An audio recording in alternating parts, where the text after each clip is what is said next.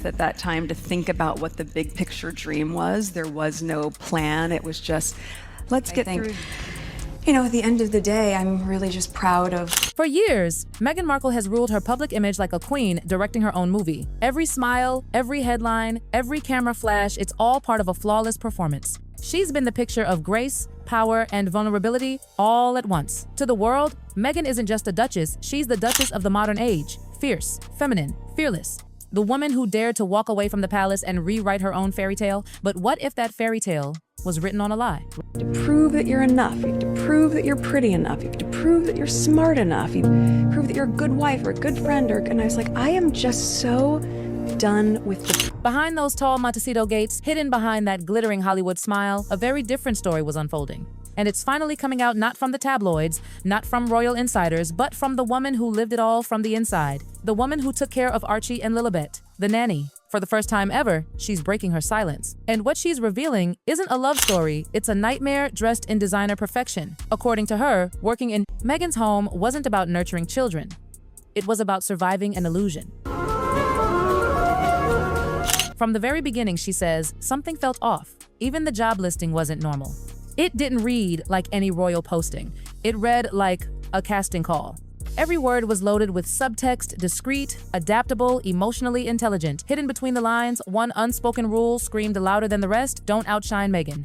Applicants whispered that Meghan didn't want anyone too polished, too charming, or too confident near her. The agency quietly rejected resumes of women who looked too perfect. One insider even admitted it was like they were hiring a supporting actress, not a nanny. When the final call came, the nanny was thrilled, but uneasy. The agency demanded multiple interviews, first with assistants, then with household staff, and finally, Meghan and Harry themselves. Before even meeting them, she had to sign a fortress-thick NDA. No photos, no posts, no contact with the outside world without clearance. Every breath monitored, every move controlled. And when she stepped inside that Montecito mansion for the first time, it didn't feel like a home. It felt like a set. The house gleamed like it had never been lived in. The silence was heavy tense, as if even the air had been trained not to make noise. Confirmed now that Meghan's mother Doria has returned to the U.S., the Sussexes have hired She was told to go about her day naturally, to observe the household routine. What she didn't know was that she was being observed herself. Hidden cameras followed her every expression, how she smiled, how she moved, how she breathed. Later, she learned this wasn't just security. This was Meghan's audition tape for her staff. Every look analyzed, every gesture judged. Smile too confidently, you're attention-seeking. Too quiet, you're unreliable. Meghan wasn't hiring help, she was casting characters in her personal production.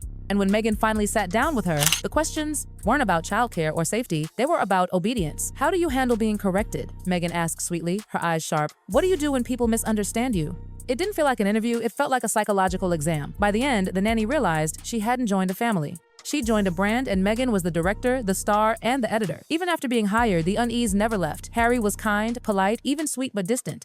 He followed Meghan's lead like a man trapped between two worlds. He'd suggest structure, she'd demand freedom. He'd ask for stability, she'd call it control. Eventually, Meghan's way always won. The uniforms disappeared, the rules softened but not in the comforting way. Everything became dictated by her approval. Even playtime with the kids had to be scheduled by permission. And that's when the nanny noticed the strangest thing of all. Weeks passed, months even. But the house stayed eerily quiet. There were pictures of Archie and Lilibet everywhere, on walls, in frames, but she barely saw the children themselves. No toys scattered around, no laughter echoing through the halls, no walks, no appointments. The nursery door, often locked. She told herself it was for privacy. But deep down, something felt wrong. Staff spoke in whispers when the children's names came up, eyes darted, conversations ended abruptly. It was as if the very mention of Archie or Lilibet was off limits. It became clearer every day the story inside those walls didn't match the picture the world adored. The nanny was working there when Meghan's glowing bump photos hit the media. And she remembers thinking, wait, that doesn't line up. Other staff quietly agreed, but knew better than to ask. Anyone who questioned too much disappeared overnight. Phones confiscated. Contracts shredded, exit interviews under heavy security. One housekeeper, he whispered once, trembling, everything here is managed, even what we're meant to believe. So the nanny stayed silent and focused on her job, but the longer she stayed, the more the truth gnawed at her. Then came the Netflix documentary. The world saw a glowing family, Meghan on the floor with Archie, Harry laughing in the garden, sunlight spilling through open windows. But the nanny froze. The rooms, the lighting, even the furniture, it wasn't the same house. She whispered, that's not where we lived. The documentary everyone praised as raw and real felt staged to her, because the real Montecito house she knew wasn't filled with laughter or light. It was filled with whispers and silence. The warmth the cameras captured, pure performance.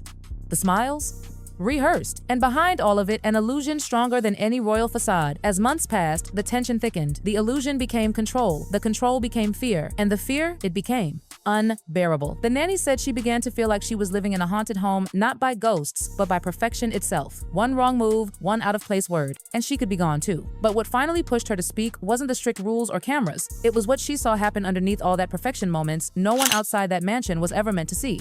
According to her, Meghan's moods could change like California weather, sunny one second, a storm the next. Some mornings, she'd glide through the halls, offering tea and soft smiles about mindfulness. Other days, she was ice. Once, Meghan came downstairs holding freshly washed clothes, a small crease in a shirt. Her voice was quiet, and too quiet. "This is unacceptable." That was it. No yelling, no tantrum, just cold disappointment. Hours later, a housekeeper was let go. No reason given. Everyone knew why. The nanny started journaling in secret. The children's rooms remain untouched. She wrote one night, "Toys arranged but never used." Another entry, "Harry looks tired. He doesn't laugh anymore. He doesn't meet anyone's eyes." And then came the night that broke her. It was supposed to be a family dinner, a small shoot for private footage. 2 high chairs were placed near the table. The nanny asked gently, "Should I bring Archie and Lilibet down?" Meghan smiled. "They'll join later."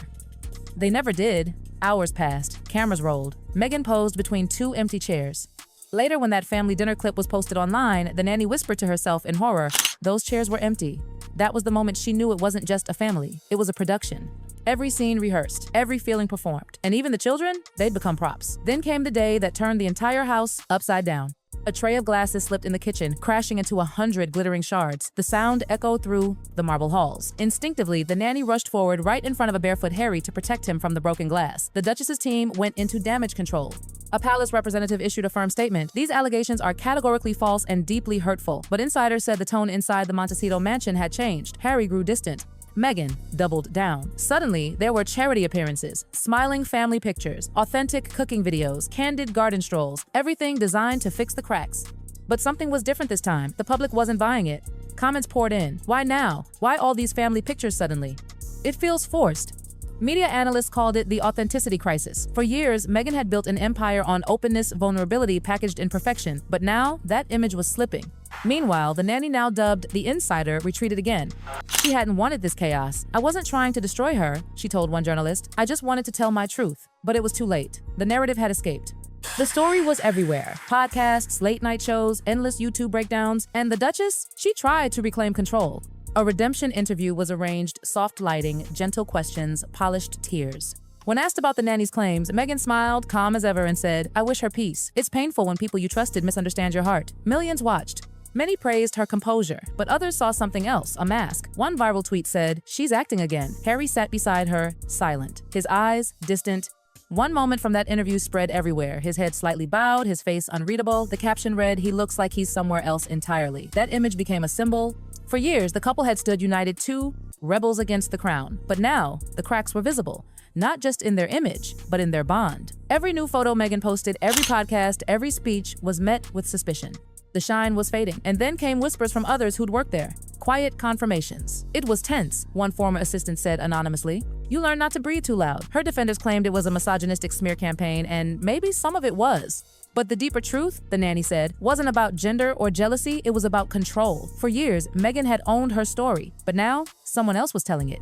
And that terrified her. The nanny refused all offers, book deals, documentaries, money. "I said what I needed to say," she told one interviewer. "Believe me or don't. I just want people to know, behind every fairy tale, there's someone holding it up. And sometimes that person gets tired." Still, her story refused to die. Within months, tabloids were running then and now comparisons of Meghan's old photos and new appearances. Her eyes, they said, looked sadder, her smile tighter. Online, the debate raged. Some defended her fiercely, others said the mask was cracking, and quietly, Harry began appearing less and less. At events, at interviews, his absence spoke volumes. One moment broke hearts worldwide. Meghan standing alone at a podium, delivering a powerful speech about resilience and womanhood. The camera zoomed out, the seat beside her, Harry's, was empty. That image told a story words never could. The woman who once redefined independence had become trapped in the very image she'd built. The nanny's voice might have faded from headlines, but it lingered in every conversation, every article, every whispered comment about the Duchess. Because after her story, one thing changed forever. People stopped seeing Meghan as a symbol and started seeing her as a mystery. Was she the victim or the author of her own illusion? Was it love or control, truth or performance? The world may never know for sure. But one thing certain, after the nanny spoke, the fairy tale would never look the same again.